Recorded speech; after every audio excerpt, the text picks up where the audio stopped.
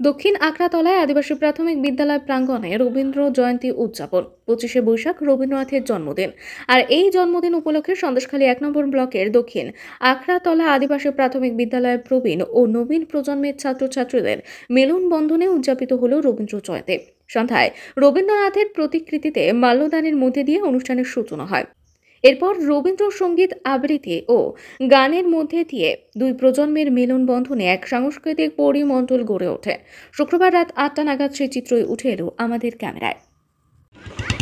দক্ষিণ আখড়াতলা আদিবাসী অবৈতনিক বিদ্যালয়ের প্রাক্তন এবং বর্তমান ছাত্রছাত্রী এবং শিক্ষক মহাশয় এবং এলাকার যারা রবীন্দ্র অনুরাগী তাদেরকে নিয়ে তাদের সহযোগিতায় আমাদের এই পরিচালনায় আমরা এই অনুষ্ঠান শুরু করি এবং এই অনুষ্ঠানটা সাধারণত কবিগুরু রবীন্দ্রনাথকে স্মরণ করি। প্রতি বছরেই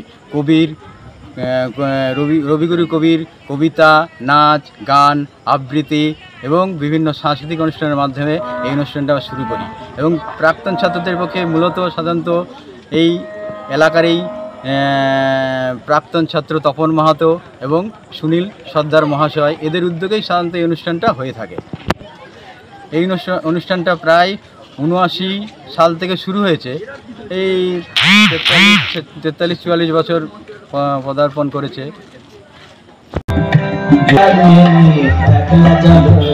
যদি তোর ডাক শোনে কেউ না আসে তবে